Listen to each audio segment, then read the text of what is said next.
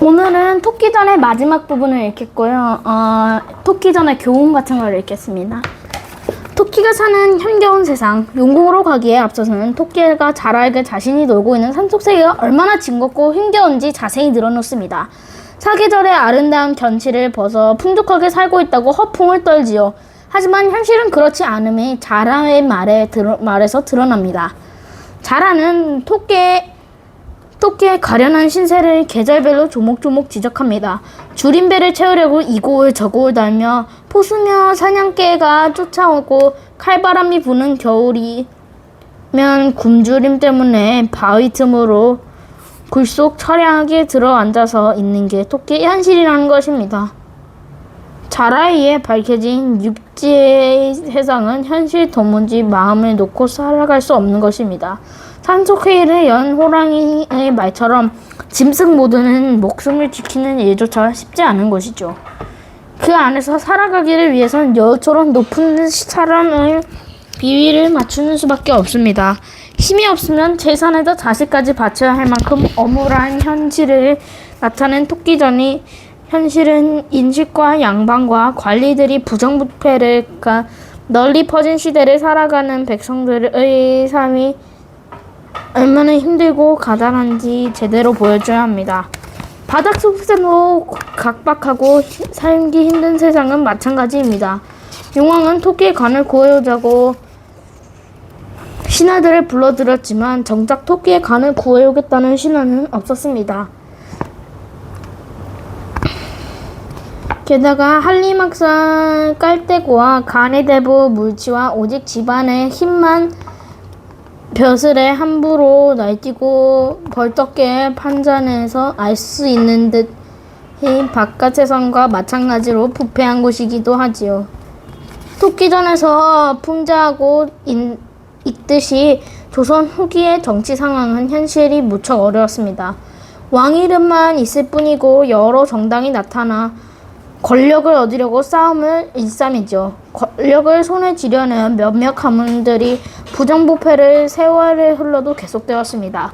돈으로 벼슬을 산 관리들은 다시 권력을 휘두르고 재물을 모았고 탐욕스러운 관리들의 형포를 날로 삼았습니다. 엄청난 세금이 백성들에게 상황을 더 어렵게 만들었고 마음도 사나워졌습니다. 참다 못한 백성들은 홍갈의 난 이나 임술 농민 봉기, 동학 농민 전쟁 같은 항제로 지배와 계층을 쌓기 시작합니다. 서서히 사회 체제가 무너지고 있었던 것이지요. 토끼전은 용왕의 영덕전이라는 새 용궁을 짓고 사흘 내내 잔치를 벌이다가 병을 얻는 데서 시작합니다. 휘황찬란한 용궁에 온갖 진귀한 해산물로 차린 음식, 신선들이 마신다는 술 등 온갖 잔치스러운 생활이 드러나는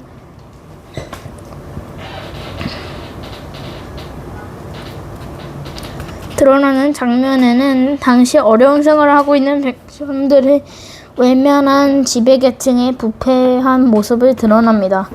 병을 얻은 용왕의 약을 구하려고 할 때도 문제가 생깁니다. 양으로 쓸 토끼의 간을 구해오려고 할 때 나서는 신하도 하나도 없었습니다. 9가지의 큰 도리를 알고 있는 죄수상 거북도 대대로 학문이 높은 우수상 잉어도 말뿐이고 한리막산 깔따고는 호랑이에게 조서를 내리라는 한심한 대답할 뿐이었습니다. 오히려 신하들이 서로 나눠서 큰 싸움이 일어날 것 같아 용왕은 떠밀리는 상황이 우스꽝스럽습니다. 병에 걸려 목숨을 구걸해야 하는 용왕은 이미 위험의 땅에 떨쳐 무능하고 초라합니다. 이런 용궁은 상황 당시 병든 조선과 현실과 같습니다. 무능한 왕과 그 주위에서 서로 나눈 신하들이 권력을 차지하려고 다투기만 하는 것이 무척 닮았지요. 용궁에서 빗댄 왕과 양반들에 대한 비판한 자라가 나오면서 정리가 됩니다. 자라는 평생 다른 이들만 멸시만 받던 보잘것없는 맨 끄트머리 신하여서 용왕조차 믿음이 가지 않았습니다. 하지만 자라는 자신이 참혹하게 죽는 한이 있어라도 반드시 토끼의 간을 구해오겠다는 충성심을 보입니다. 육지로 나간 자라는 토끼를 깨내어서 용궁으로 데려오는 데 성공하지만 자라의 충성심은 또한 어리석은 용왕에게 물거품이 되어버립니다. 용왕은 간을 빼앗다곤 토끼의 말을 속아 오히려 큰 잔치를 베풀고 신하들은 토끼에게 높은 땅과 벼슬 징계함으로 상을 내리라고 합니다. 이처럼 우스꽝스러운 용왕과 신하들은 왕과 권위와 총이라는 윤규와 용리와 약해진 당시 사회를 나타내는 것입니다. 지배계층에 대한 백성들은 비판의 의식을 드러내는 것이죠. 이러한 놀림과 풍자는 용왕이 최후에 대한 이야기로 계속됩니다. 용왕은 자라가 가져온 토끼똥이 신비로운 약인 줄 알고 덥석 받아먹고 병이 났습니다. 이본에 따라 용왕이 낫지 못하고 죽는 경우도 있습니다. 하지만 목숨을 살린 게 하필이면 똥이라뇨. 끝까지 용왕을 풍자하며 흔드는 권력이 비웃고 있습니다.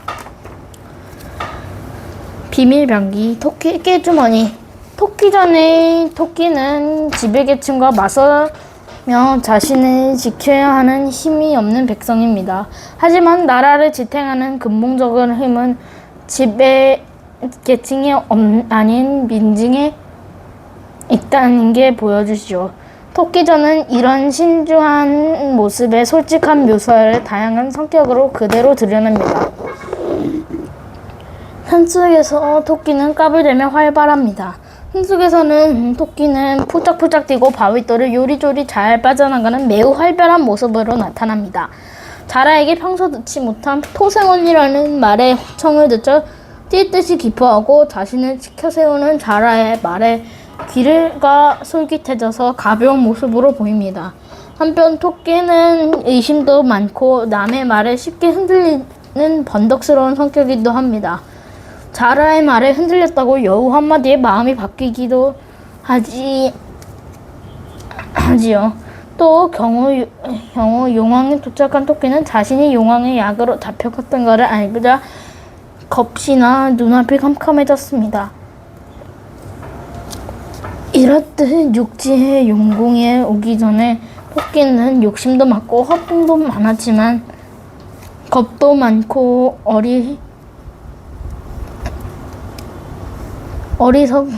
어리숙한 모습을 보여줍니다. 소심하고 평범한 백성은 그대로지요. 하지만 용궁에서는 토끼전과 그대와는 전혀 다른 모습을 보여줍니다. 위기에 처한 용궁에서 토끼는 살아나갈 방법을 찾는 데 무척 적극적이고 침착하며 차밀하기까지 합니다. 용왕과 대화에서 전혀 기죽지 않고 오히려 용왕이 무시한다며 침착하게 꾀주머니를 열어 자신의 주장을 펼칩니다.